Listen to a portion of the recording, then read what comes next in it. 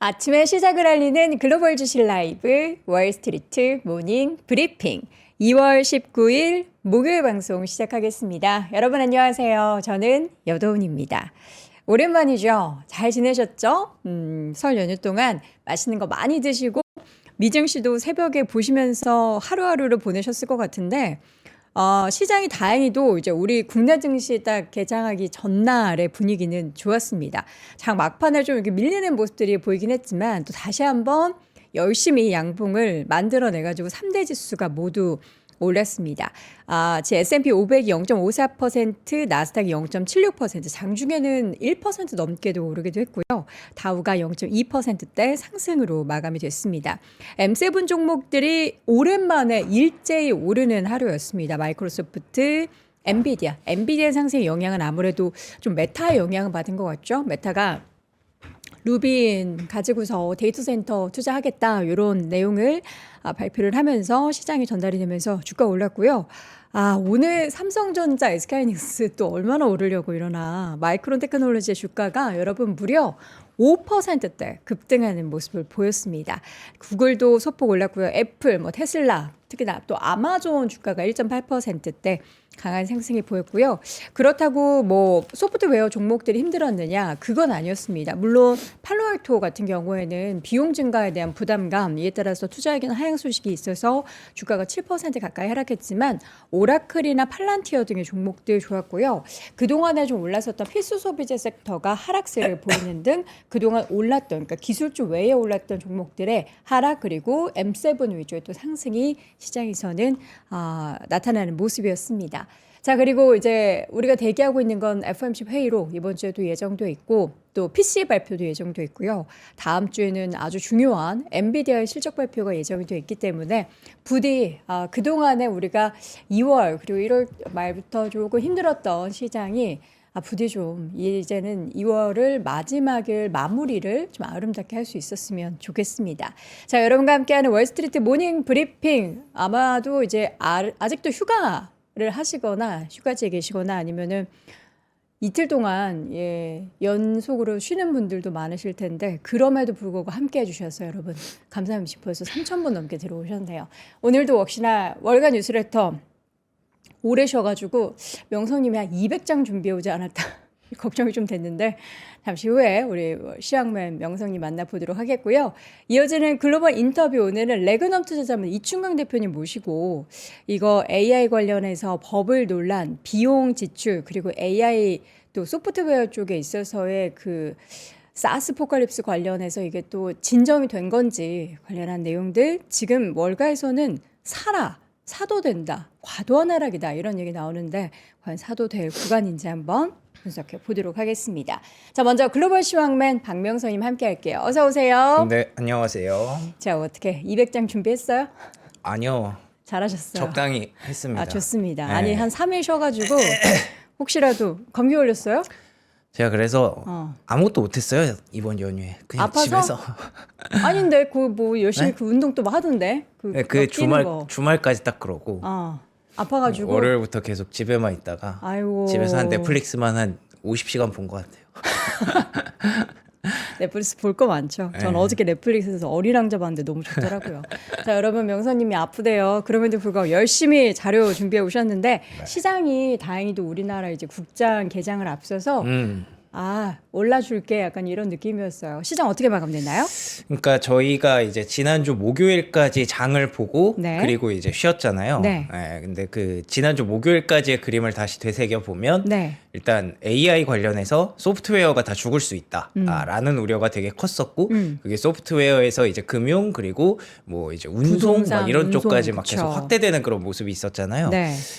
그게 사실 미국도 우리 쉬는 동안 하루 쉬었거든요. 네. 월요일이 휴장이었어서. 대통령의 날이었나요? 네, 그때? 그래서 이틀 열렸고 오늘 간밤에 하루 더 열려서 3일 동안에 열린 상황들을 제가 말씀을 드릴 건데 첫날 우리 쉰 첫날 그러니까 금요일은 그 흐름이 계속 반복됐습니다. 네. 안 좋았던 그런 흐름이 반복됐었고 그리고 이번 주 화요일에 다시 개장을 하고 나서는 그때는 야 그래도 이건 좀 과도했잖아 라는 우려가 좀 제기되기 시작했고 근데 그래도 아직까지 불확실성이 완전히 해소되진 않았었거든요.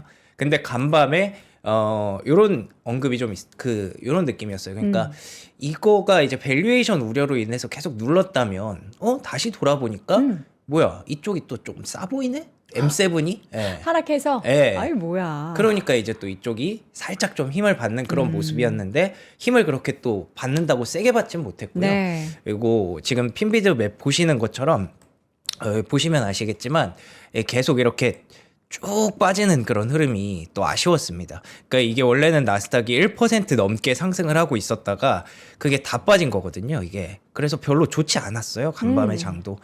그래서 여전히 시장의 불안감은 계속 유지됐다.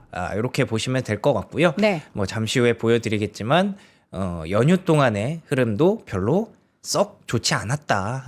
그래서 이게 사실 나스닥이 이틀 연속 상승한 거거든요. 근데 이렇게 변동성도 계속 컸고 그리고 올랐던 것도 뭐 0.1% 오르고 그랬던 네. 거라서 아직까지는 계속 주의가 필요한 그런 미국장은 그런 구간으로 계속 보이고 있습니다.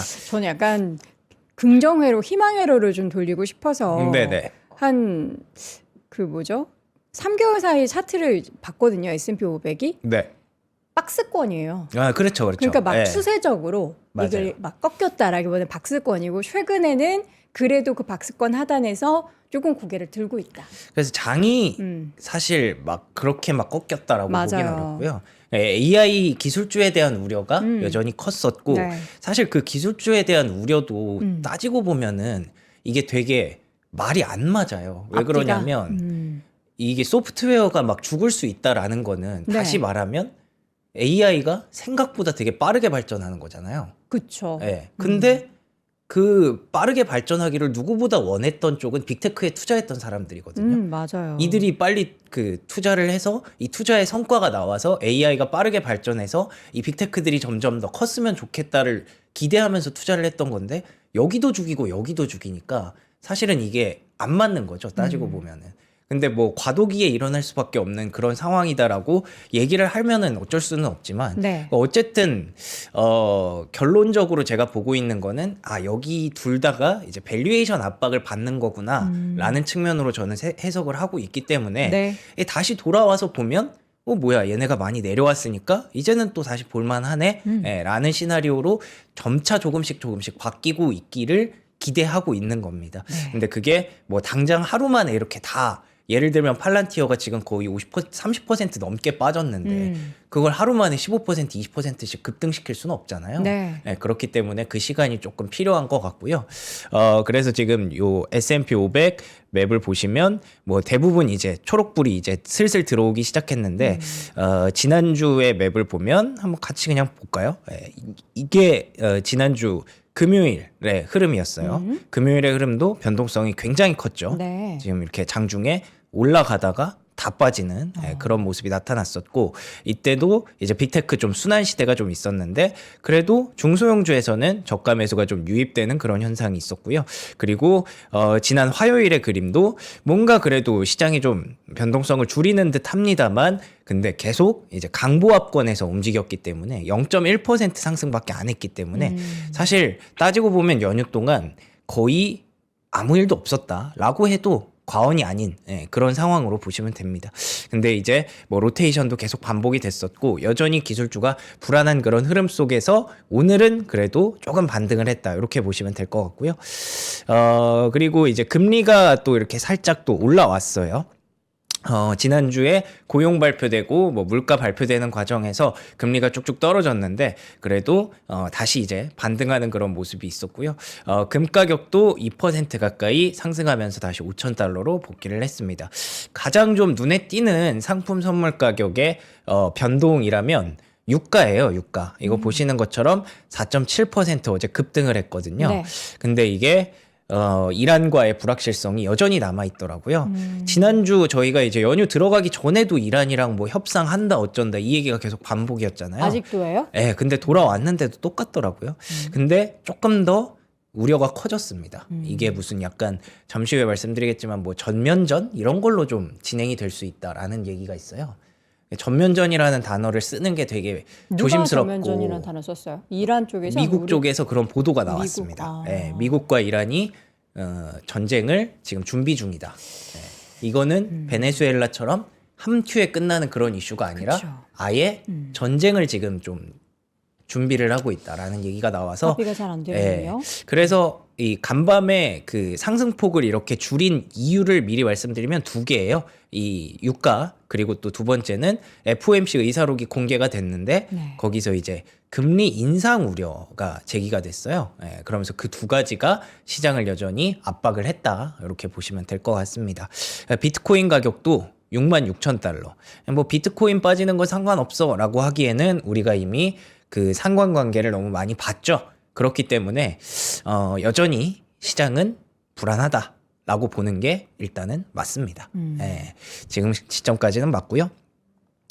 자, 그래서 오늘 총 5가지 얘기를 드릴 건데요. 네. 첫 번째는 AI 소프트웨어, 그리고 두 번째는 하드웨어, 그리고 세 번째는 M7, 그리고 네 번째는 금리, 다섯 번째는 이제 그 외에 정책적인 부분들 얘기를 드릴 거거든요. 자, 그래서 일단 소프트웨어가 제일 요즘에는 그 크니까 이슈가 제일 무거우니까 그 얘기부터 한번 보도록 하겠습니다. 네. 연휴 동안 어떤 일들이 진행됐는지 딱 그 카테고리별로 엮은 거거든요. 요즘은 AI 파괴론이라고 얘기를 하더라고요. 디스럽션이라는 얘기를 많이 합니다. 이게 디스럽션. 이번 실적 시즌에 AI 디스럽션을 얘기한 그 기업들이 이렇게 많다. 그러니까 파괴론이라고까지 얘기할 정도로 AI가 되게 많은 부분을 잠식할 것이다. 네. 라는 우려가 시장에 되게 많이 커졌다. 라는 거죠. 그러니까 AI 소프트웨어가 다 죽을 수 있다라는 우려가 여기에서 계속 오는 겁니다. 네. 그래서 미스트랄 AI라는 곳의 CEO는 현재 사용 중인 소프트웨어의 50% 이상은 AI로 대체될 수 있다. 이게 특히 이 사스 쪽에서 많이 나온다고 하죠. 네, 그래서 계속 매도세를 보이고 있는 것에 부채질을 여전히 했었던 그런 흐름이 지속됐고요. 그래서 사실 뭐 시장이 간밤에 조금 좋아지기는 했지만 말씀드린 대로 팔란티어 이미 여기까지 빠져 있거든요. 200달러짜리가 지금 120달러 근처까지 빠져 있기 때문에 요 1.8% 반등한 걸로 이제 좋아졌습니다라고 얘기하기가 조금 민망하죠. 네, 그리고 팔로알토 네트워크스도 보시는 것처럼 차트가 많이 무너져 있습니다. 특히나 어제 실적을 발표한 기업인데 7% 넘게 급락을 좀 했던 그런 흐름이었고요. 근데 그래도 월가에서는 계속 조금 과하다라는 얘기들이 나오고 있습니다. 예를 들면 모건 스탠리에서는 펠로알토에 대해서 괜찮아요? 예, 죄송한데 저 물 좀 갖다 주시면. 내가 그 목소리 안 나오는 거 경험해봐서 알잖아요. 그게 참 죄송합니다. 인어공주 되는 게 이게 방송을 하는 사람 입장에서는 내가 힘든 게 아니라 우리 시청자분들한테 너무 죄송해가지고. 진짜 저 3일 동안 한마디도 안 했거든요. 그쵸. 집에서. 근데 이렇게 돼가지고 네, 죄송합니다. 한번 이야기를 풀어보도록 하죠. 자, 펠로알토에 대해서 모건 스탠리에서는 주가 하락이 좀 과도하다. 그래서 지금 목표 주가를 물 좀 드세요. 네. 245달러에서 223달러로 낮췄습니다.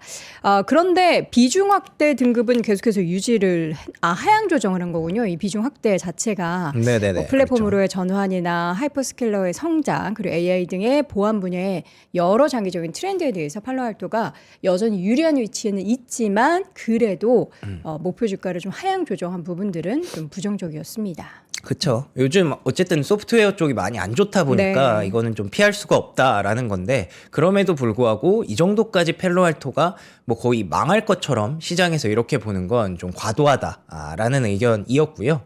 그리고 미주호에서는 팔란티어에 대해서 목표가를 195달러로 제시하면서 투자 의견을 상회했습니다. 상향했습니다. 그 배경은 자기들이 봤을 때도 팔란티어가 뭐 실적이나 이런 거 봤을 때 주가가 너무 고평가되어 있다라고 네. 얘기를 했었는데 근데 여기서는 이제 이 고평가가 이 정도 조정받았으면 이제 해소됐다라고 보는 거예요. 그러니까 아까 말씀드린 대로 기술주가 지금 안 좋은 건 사실인데 또 돌아보니까 이 정도면 많이 싸졌네라고 얘기하는 그런 시선들도 나오고 있다는 뜻이겠죠. 근데 지금 좀 변동성이 클 수밖에 없는 게 소프트웨어 ETF인 그 IGV 쪽으로 거래량이 이렇게 급증하고 있어요. 네. 거래량이 이렇게 늘고 있다는 거는 다시 말하면 그만큼 변동성도 커질 수 있다는 뜻이잖아요. 이게 물론 최근에 많이 빠진 저가 매수겠지만 그럼에도 불구하고 이거는 여전히 변동성이 클 수밖에 없다라는 거고요. JP모건에서 그래서 AI 소프트웨어에 대해서 이 종목들은 살아남을 수 있어라고 표현을 하고는 있지만 네. 근데 또 그렇다고 보기에 아까 그 펠로알토 네트워크스에 대한 의견처럼 모건 스탠리에 대한 의견처럼 일단은 지금 매도세가 좀 과도하게 있기 때문에 거기서 뭐가 살아남을지 판단하기가 되게 어려운 그런 상황입니다.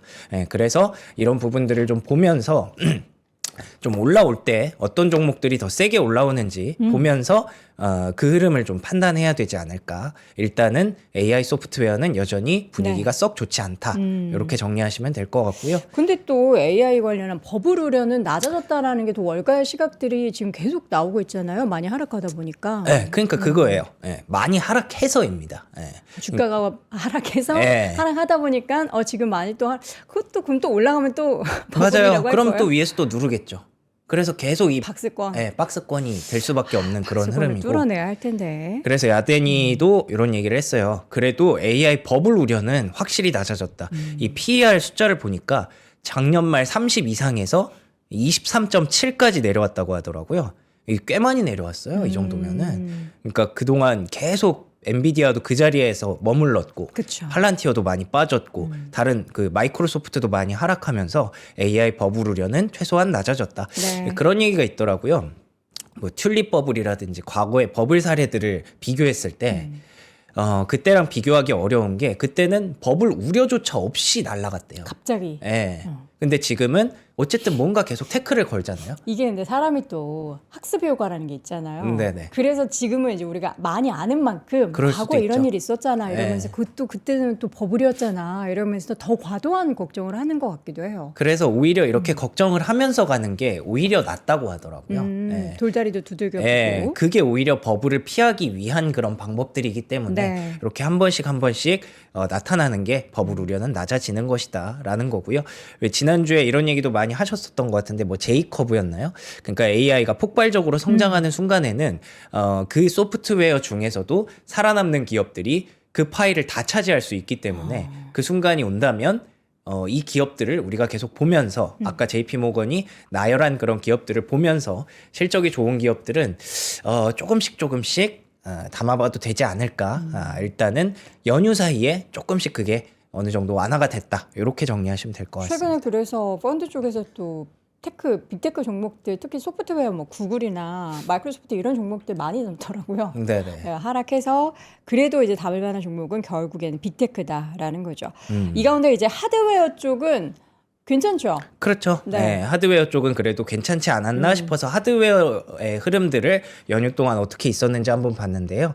근데 크게 다르지는 않았더라고요. 그러니까 이게 3거래일 동안의 흐름을 봤을 때 우리가 여기서 쉬어갔는데 여기서 연휴에 들어갔는데 결국 제자리로 그냥 다시. 왔구나. 예, 요 조정 받다가 다시 간밤에 좀 올라왔구나 네. 라는 점에서 요거를 플러스 마이너스 해서 국내 시장에서 반도체를 기대하시는 분들에게 말씀드리자면 결국 목요일에 금요일에 여기서 끝난 거기 때문에 크게 오늘은 막 좋다라고 하기에는 좀 그냥 어렵습니다. 흔들렸다가 다시 제자리 찾았다. 맞아요. 다시 이렇게 돌아온 생각하시면 겁니다. 되실 예. 것 같아요. 근데 요즘에는 또 웨스턴 디지털은 신고가 경신하고 있더라고요. 오. 이유를 들어보니까 샌디스크에서 과거에 샌디스크가 웨스턴 디지털 밑에 있다가 나온 건데 네. 웨스턴 디지털이 지분을 좀 더 갖고 있나 봐요.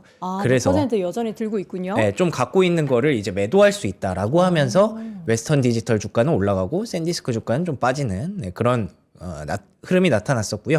장비주는 여전히 좋았습니다. 뭐 AMAT가 지난주 목요일에 실적을 발표했었는데 그 흐름 그대로 끌고 가는 신고가의 경신 흘러가는 그런 모습이었고요. 그래서 이거는 결국에는 수급의 흐름으로 얘기를 할 수가 있을 것 같아요. 소프트뱅크가 작년 4분기에 그 13F라고 해서 이제 돈 많은 사람들 이제 그 어떻게 거래했는지 막 공개되는 거 있잖아요. 네. 그게 계속 공개가 되고 있는데 소프트뱅크에서는 작년 4분기 엔비디아 주식을 전량 매도했었다라는 얘기가 나왔습니다. 근데 이거 사실 우리가 어느 정도 다 알고 있었던 내용이잖아요. 예, 그래서 돈이 뭐 필요한 시장에 소프트뱅크. 그렇죠. 예, 충격이 뭐 그렇게 크지는 않았습니다만 그래도 어쨌든 요즘 좀 갈만했는데 못 가네 하고 또 상단을 누르는 그런 흐름이 됐었고요. 이 수급적인 측면에서 보자면 다들 그 흐름을 보고 있어요. 왜 제가 가끔 미장은 안 좋은데 국장은 그래도 선방할 수 있어요라는 말씀을 드리는 게 이 미국에서도 계속 그 흐름을 되게 눈여겨 보고 있거든요. 미국 입장에서 인터내셔널 ETF잖아요. 그러니까 비미국에 대한 그 흐름이 관심이 지속되고 있다라는 점이 이번에도 수급상으로 이렇게 나타났었고요. 그럼 그 비미국 중에서도 어디로 가느냐라고 한다면 코리아. 그 중에서도 아시아로 갑니다. 예, 아시아 스탁스 DM 플러스 EM이니까 여기서 DM은 아마 일본이겠죠. 일본일 거고 여기서 EM은 뭐 중국, 대한민국 이렇게 될 겁니다. 근데 그 중에서도 사우스 코리아. 야, 진짜 사우스 코리아 쪽으로 역대급 비기스트 위클리 인플로우라고 하잖아요. 그냥 뭐 삼성전자, SK하이닉스 샀겠죠. 그렇죠. 예, 그래서 그 흐름들이 계속 지속되고 있기 때문에 결국에는 삼전을 그렇게 산다던데. 그니까요. 예, 하드웨어에 대해서는 네. 지금 그래서 미국에서도 하드웨어 주가는 방어가 되고 그리고 국내 증시는 여전히 그 미국 증시랑 디커플링이 되고 이런 흐름들이 나오는 거구나라고 네. 보시면 될 것 같고요. 데이비드 테퍼라고 아팔루사라는 뭐 이런 운용사래요? 거기를 운영하는 그런 그 분인데 네. 유명한 투자자인데 마이크론을 많이 샀더라고요. 보니까. 마이크론 테크놀로지. 네, 200% 늘었습니다. 200% 그러니까 네. 거의 없었다라는 거죠. 네, 2배 이상 늘린 거고요. 뭐 3배 정도 되겠죠, 그러면. 그리고 불리시온 코리안 스탁스, EWI를 엄청 샀대요.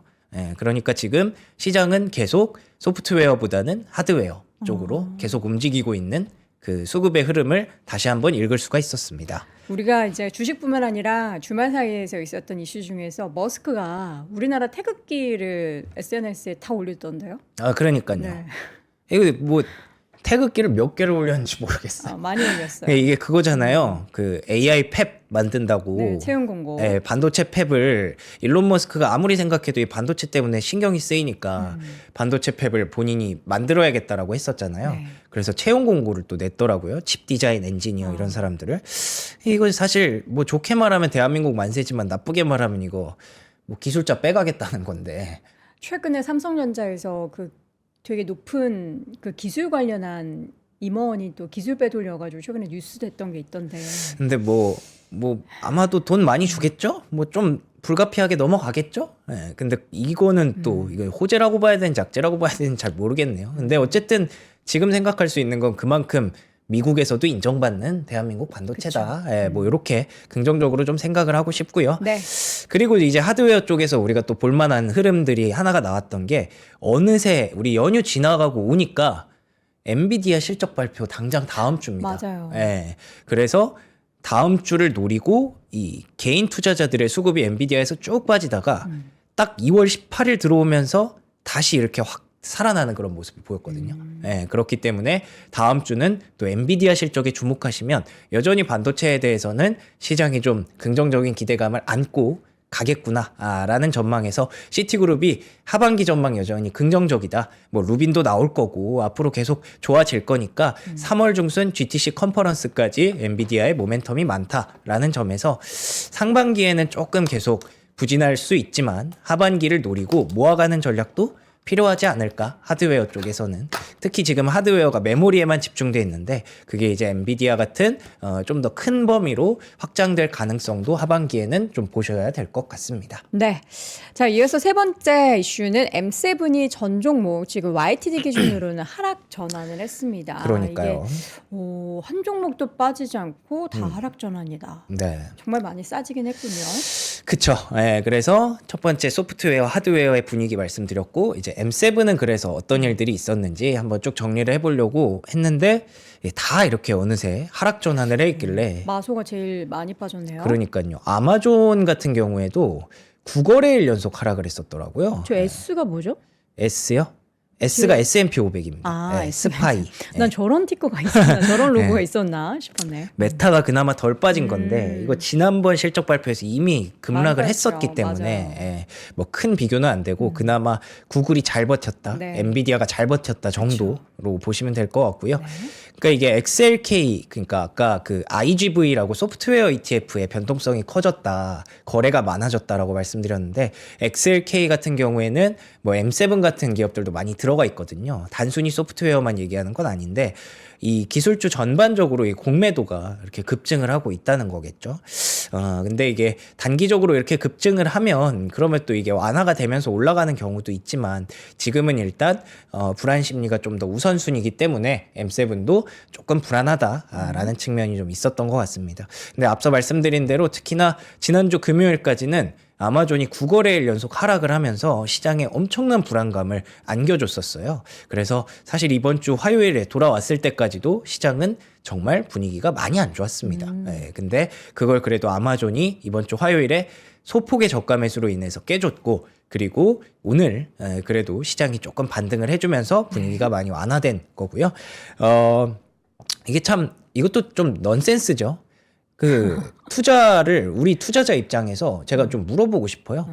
AI에 돈을 많이 써서 지금 흔들리는 종목들이 매력적으로 느껴지세요? 아니면 AI에 뒤처져서 그래도 기본만 하는 종목이 더 매력적으로 느껴지세요? 사실 이제 지금의 약간 상황은 돈 쓰면은 걱정하는 그런 분위기긴 그니까요. 한데 근데 돈을 써야 나중에 그니까요. 초격차를 만들어서 관련한 시장이 우위를 점할 텐데 사실 애플 같은 경우에는 우리가 항상 이제 자체적인 뭔가 소프트웨어 개발을 하지 못해서라는 이유를 했지만 결국에는 제미나이 쓰기로 했고 그리고 이제 애플 같은 경우에는 결국 이제 그 AI 같은 거 쓰려면은 기기가 있어야 되는데 온 디바이스에도 대표적인 결정체다 뭐 이런 얘기로 한번 또 주가에 붐이 나타났던 적이 있었잖아요. 근데 최근에는 돈 안 써서 주가가 좀 덜 빠졌다고요? 그쵸. 네. 그러니까 이거를 사실 저는 근데 개인적으로 그런 생각을 갖고 있기 때문에 이거는 돈을 안 쓰면 죽는 거다라는 생각을 갖고 있기 때문에 그 생태계 안에서는 네, 그래서 사실 돈 쓰고 있는 기업들이 더 매력적으로 보이거든요. 근데 어쨌든 단기적으로는 주가가 뭐 이렇게 좀 다르고 그리고 이제 장기적인 레이스에서 봤을 때 돈 쓰다가 한 기업만 만약에 살고 나머지 다 죽는다고 봤을 때 내가 굳이 그런 베팅을 해야 돼? 라고 생각하시는 분들은 또 이걸 매력적으로 느끼실 수도 있을 것 같아서 이게 지금 그 과도기에서 나타나는 그런 이 어떻게 보면은 투자자들에게 좀 선택 장애를 유발시키는 그런 현상이 유동성을 좀 막고 있는 것 같기도 합니다. 네. 판단이 좀 어려운 거죠. 그래서 이제 구루들의 도움을 좀 빌리고 싶어서 여러 가지 13F 자료들을 좀 찾아봤는데 일단 버크셔 해서웨이에서는 작년 4분기 아마존과 애플을 팔았습니다. 애플 또 더 팔았네요. 네, 물론 여전히 애플이 제일 포지션이 비중이 높지만 근데 그래도 또 조금 또 팔았고요. 이게 결국에는 워렌 버핏의 마지막 그거잖아요. 그쵸. 네, 근데 모르겠어요. 워렌 버핏이 지시를 한 건지 또 밑에서 또 작업을 한 건지는 몰라도 애플과 아마존을 줄이고 쉐브론을 샀더라고요. 저는 뉴욕타임즈 산 게 더 놀랐거든요. 그러게요. 이게 약간 뉴욕타임스는 왜 샀는지 모르겠어요. AI 쪽에 있어서의 해자를 갖추고 있다라는 그런 분석도 하더라고요. 워낙에 네. 이제 그 소프트웨어 쪽 그러니까 그냥 페이퍼 신문의 뉴욕타임즈가 아니라 이제 온라인 버전으로 워낙에 자리를 잘 잡고 있고 그리고 결국에는 AI가 학습을 하려면 데이터가 필요한데 뉴욕타임즈는 데이터를 엄청나게 많이 가지고 있는 또 그럴 수 회사잖아요. 있죠. 뭐 네. 그런 얘기들도 많이 하더라고요. 맞아요. 언론사들은 진짜 데이터를 많이 갖고 그렇죠. 있으니까. 예. 그걸 학습 안 시켜버리면은 결국 제미나이는 아무것도 못하는 거예요. 이게 또 역시 그래서 여전히 살아남을 수 있는 그 직업 중에 하나를 기자를 또 얘기하더라고요. 오. 어쨌든 취재를 해야 그게 업로드가 되고 그걸 학습을 하고 뭔가 그래야 할 텐데. 새로운 정보를 줄 수 그쵸, 있으니까. 그래서 오. 기자는 특히 취재 잘하는 기자, 우리 권순우 기자님, 뭐 이종호 기자님, 네. 뭐 이주호 기자님 살아남을 거다. 뭐 이런 얘기 부럽네요. 하더라고요. AI에게 살아남을 수 있는 네. 분들. 자, 웨드부 씨는 그래서 계속 지금 월가에서는 기술주 사라고 얘기하고 있어요. 아, 그니까요. 예. 그래서 아마존이랑 애플을 팔았는데 그럼에도 불구하고 웨드부시는 여전히 기술주 사야 된다라고 얘기를 하고 있습니다. 이것 또한 그러니까 그 주말 연휴 동안 계속 빠지니까 예. 아 그래도 이건 좀 과해. 예, 라는 분석이 웨드부시에게서 나왔다라고 보시면 될 것 같고요. 이게 알파벳, 메타, 팔란티어 이 중에서 주가 다 빠졌는데 실적이 나빴던 기업이 있느냐라고 물어보는 거예요. 그래서 이게 장기적인 펀더멘털의 문제가 아니라 단기적인 위험 회피 심리에 기인하기 때문에 지금 일단 팔고 보잖아요, 시장이. 예, 그런 것 때문에 기술주는 이럴 때 사야 된다라는 얘기가 나와서 저는 이것도 또 맞는 생각인 것 같아서 조금씩 이제 대형주들은 좀 사도 되지 않을까라는 그런 생각을 하고 있습니다. 네. 그 사이에 비레크먼 같은 경우에는 지난 4분기에 벌써 아마존과 메타를 샀대요. 근데 물론 이게 올해 1분기에 지금 타격을 좀 받고 있겠지만 그래도 이런 사람도 있더라. 아마존이랑 뭐 애플 팔았던 버크셔도 있었지만 빌 에크먼은 아마존 메타를 사고 오히려 구글을 좀 줄였습니다. 그래서 이게 계속 밸류에이션 갖고 이렇게 게임을 하나 보다. 이런 사람들은 되게 이제 기계적으로 하잖아요. 좀 많이 오르면 팔고 못 오른 거 사고. 작년에 구글이 좀 많이 올랐잖아요. 그러니까요. 그런 흐름도 있었더라라는 점에서 그 뭐 버크셔가 팔았다고 다 안 좋은 건 아니다라는 걸 말씀드리고 싶었고요. 애플에 대해서도 웨드 부시가 올해는 AI 진출할 수 있다라고 얘기를 하면서 시리가 중요한 기술적 이정표가 될 것이라는데 뭐 애플이 준비하고 있는 게 AI 글래스 그리고 펜던트 그리고 카메라 달린 에어팟 이런 것들을 좀 준비하고 있다고 하더라고요. 에어팟에다가 카메라까지 달면은 이거 뭐 어떻게 되는 건지 모르겠지만 어쨌든 애플이 할 수 있는 AI에 대한 그런 기대감은 여전히 유효하다라는 점에서 다시 또 이제 M7 엔비디아 실적 발표를 기점으로 해서 다시 또 M7으로 흐름이 넘어올지 기대를 한번 해봐야 될 것 같습니다. 네.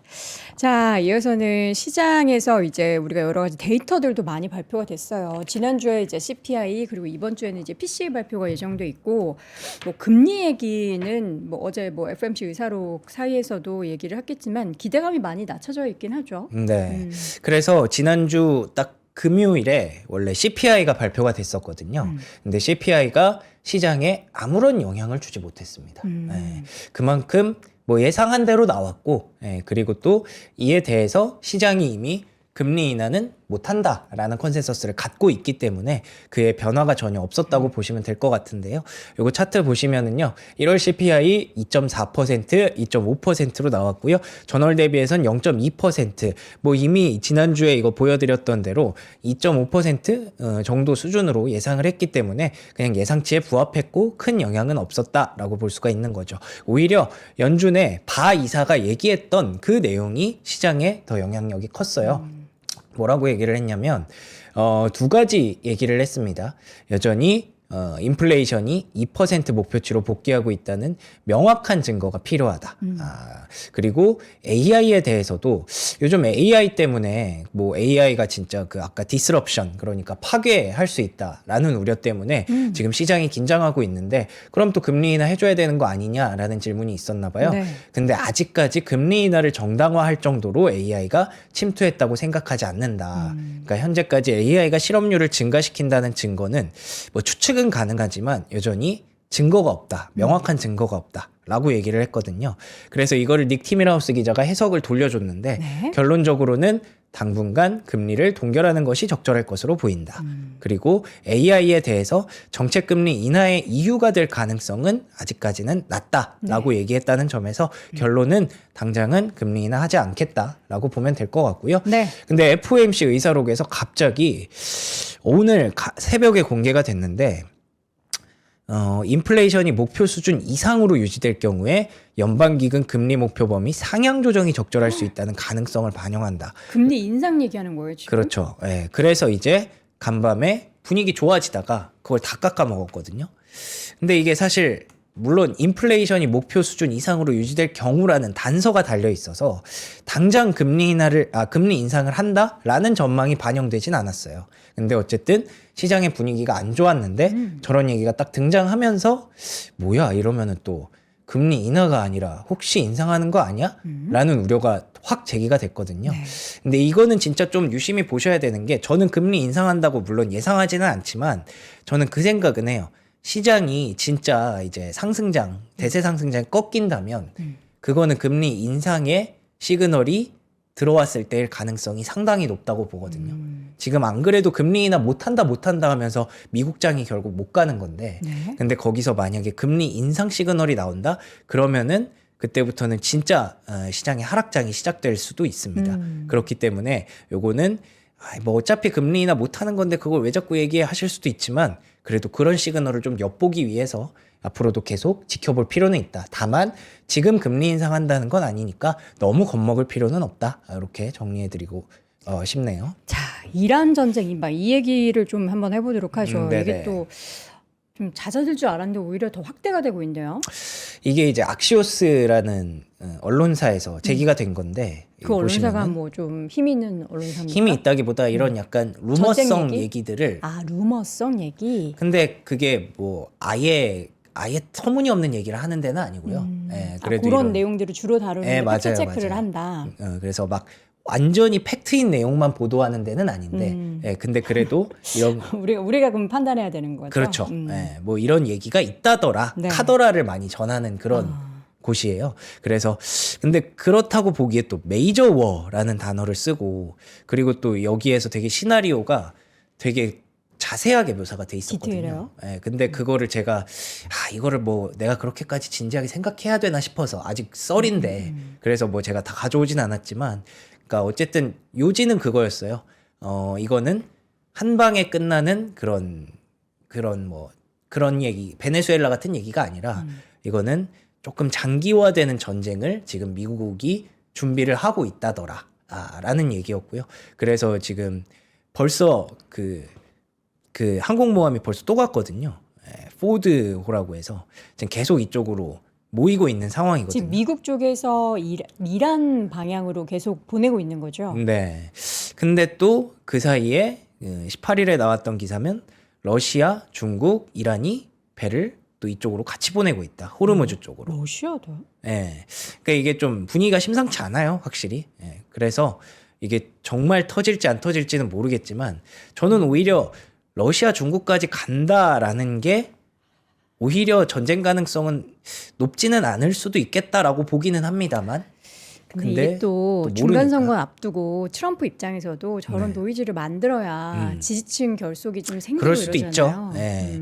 그런 생각도 하기는 합니다만 어쨌든 저는 그래서 시장의 불확실성을 판단할 때는 이게 과연 설마 이렇게까지 붙으면 이건 진짜 뭐 우리가 계산할 필요가 없거든요. 사실 이렇게 만약에 붙게 되면은 그냥 우리도 지금 무기 들고 나가야 되는 상황이 될 수도 있기 때문에 그런 최악의 순간까지는 설마 오진 않겠죠. 근데 어쨌든 분위기는 지금 흉흉하고 그리고 또 이럴 때 계속 유가를 봐야 되는데 유가가 또 간밤에 5% 가까이 급등을 했고 네. 그렇기 때문에 시장의 불확실성은 여전히 이쪽으로는 좀 놓여 있다라는 거고 지난 화요일에는 그래서 호르무즈 해협이 이런 군사 훈련으로 인해서 몇 시간 정도 폐쇄가 되기도 했었대요.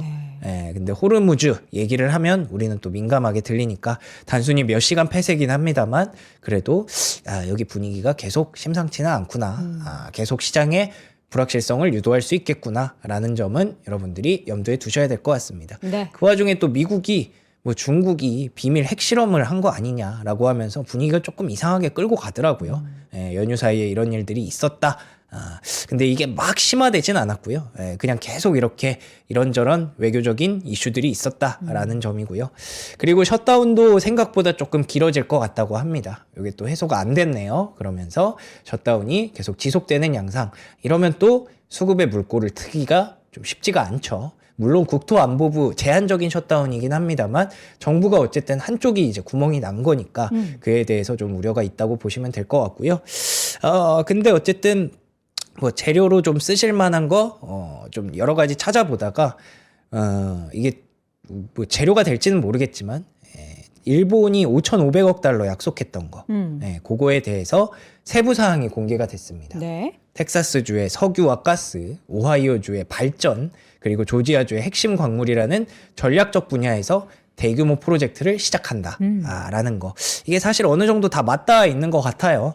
뭐 제가 지난번에 한번 말씀드렸던 게 미국이 어떻게 보면 지금 거의 준전시라고 생각을 해서 모든 걸 미국 밑에 두려고 한다라는 점을 말씀드렸는데 실제로 지금 거의 뭐 분위기가 준전시처럼 흘러가는 것도 어느 정도 부인할 수 없는 사실이고 그리고 또 일본에게 투자를 받아서 우리한테도 또 투자를 받게 되죠. 그런 걸로 이제 결국에는 에너지, 광물 뭔가 물자 같은 느낌이잖아요. 뭐 군수 물자 같은 느낌. 그런 쪽으로 계속 쓰고 있으니까 이게 어쨌든 그쪽으로 흘러 들어가고 있다. 돈은 그쪽으로 흘러 들어가고 있다는 점에서 광물 관련주라든지 뭐 조선 해운 이런 쪽은 방산 이런 쪽은 계속 시장에서는 주목을 받지 않을까 싶습니다. 자, 그리고 그러면서 또 약간 유화적인 부분들도 있어요. 약간 타코 얘기를 하는데 철강과 알루미늄 관세에 대해서 좀 완화하겠다라는 계획을 펼치기도 했었고요.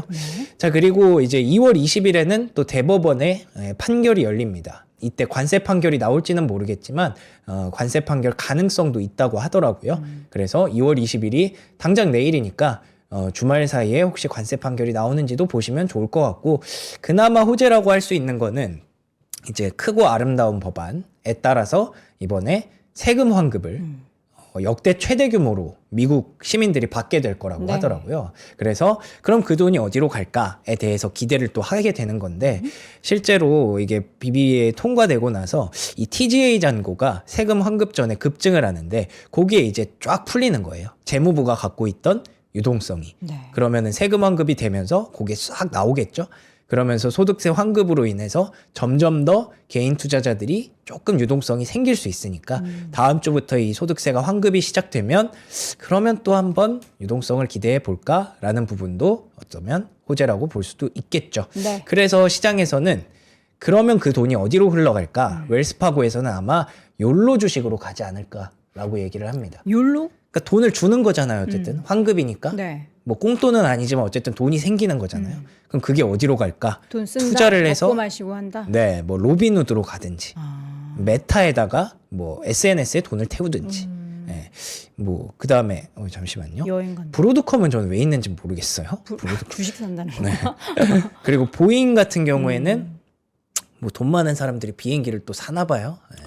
세금 환급을 많이 받는 사람은 진짜 돈 많이 버는 사람이 진짜 많이 받을 거 아니에요. 네, 뭐 그런 얘기도 하더라고요. 그래서 욜로 주식의 기환일까라고 웰스파고에선 전망을 했고, 캐시우드는 또 로빈후드 많이 빠져서 3,400만 달러를 샀다고 하니까 이런 것들이 그래도 조금 기운이 조금씩 모여서 시장을 좀 일으켰으면 좋겠다라는 생각을 갖고는 있습니다. 암호화폐 트레저리 쪽에서 저가 매수를 하고 있는데, 이게 뭐 비트코인 얼마 전에 지난주에 맞습니다. 저희가 확인했었는데 이번에는 이더리움 쪽에서도 둘 다 샀대요. 네, 그래서 요 스트래티지는 67,000달러, 지금 66,000달러거든요. 근데 여기도 이제 그 AI 투자랑 똑같아요. 맞아요. 안 사면 죽는 거예요. 맞아요. 네, 살 계속- 수밖에 없는 거죠. 계속 사고 있고, 비트마인도 이더리움 또 네. 45,000개 또 샀다고 하더라고요. 이들의 운명이 어찌 될지, 이게 과연 요 시기 환급 시즌이랑 만나서 네. 좀 그래도 꽃을 피울 수 있을지 보도록 하겠습니다. 펜타곤이 마두로 체포에 클로드를 활용했다. 네, 역시나 요거. 다 AI로 활용을 하는군요. 네, 종목들 이슈 중에 제가 좀 중요하다고 생각했던 이슈 몇 개만 좀 네. 뽑아봤는데, 펜타곤이 마두로 체포할 때 그 우리가 팔란티어 쓴 줄 알았는데 클로드가 팔란티어랑 계약해서 들어간 거라고 하더라고요. 어쨌든 팔란티어가 기저에 깔려있긴 하는 네, 거고. 그쵸, 그쵸. 클로드를 잘 활용하기 위해서 팔란티어가 또 조작을 한 거죠. 네, 그래서, 그러면 엔트로픽이 또 괜찮은가 보다 했는데, 갑자기 펜타곤이랑 좀 이슈가 생겼대요. 갈등이 좀 있어서. 엔트로픽과 예, 클로드 잘 썼는데, 모든 합법적 목적에 쓰고 싶은데, 요 엔트로픽은 대규모 감시나 완전 자율무기 개발은 거부하고 있어서 뭐 위태로워지고 있다라는 얘기가 있었는데, 근데 또 그 사이에 오픈 AI는 오픈콜로 제작자를 영입했다고 하네요. 몰트봇. 예, 이것 때문에 지금 난리가 난 건데, 이름을 몇 번이나 바꾸는 거예요? 저기는? 근데 거기서 이제 오픈 AI가 데려갔다고 해서, 그러면 오픈. 예. 이름이 맞네요. 그러니까요. 이 클로드 쪽으로 이제 좀 기세가 실리나 싶었는데, 네. 이러면 또 오픈 AI가 뭔가 또 한 건 하나 싶어서 이런 것도 한번 보시면 좋을 것 같아서 가져왔고요.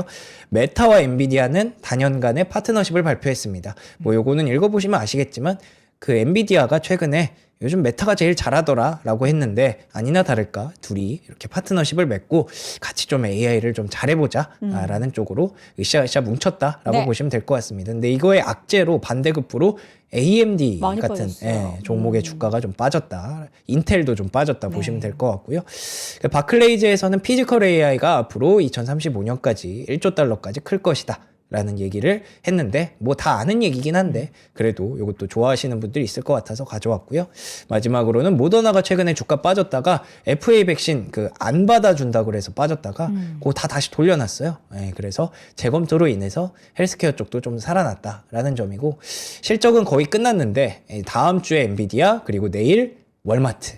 예, 요거 보시면 될 것 월마트 같아서. 중요하죠. 네, 내일은 한번 월마트 실적 얘기를 해보도록 하겠습니다. 네, 여러분들 근데 월마트보다 아마 삼프로와들이 이런 거는 더 저렴할걸요. 예, 처음에 저희가 소개해드릴 제품은 오늘 유기농 엑스트라 버진 올리브 오일 그리스산 100%로 가지고 왔는데 여러분 올리브유에다가 요새 레몬즙 짜서 아침마다 공복에 드시는 분들도 꽤 많으시잖아요. 그럴 때 올리브유를 정말 좋은 걸 드셔야지 몸에 좋습니다. 이게 올리브유가 면역에도 굉장히 영향을 많이 미치고 염증 같은 경우에도 많이 내려준다고 하니까 우리 명선이 지금 염증 있으니까 일단 요거 한 포 드시고 계셔보세요. 이거 그냥 먹어요, 이거? 있어요? 네, 있어요, 하나. 네, 그거 하나 드셔보시고 계시고 이게 이제 면역에 좋다라고 하는데 이게 올리브 정말 갓단 올리브로 만든 신선한 올리브는 여러분들이 먹을 때 이렇게 힘들지 않아요. 제가 먹어볼게요.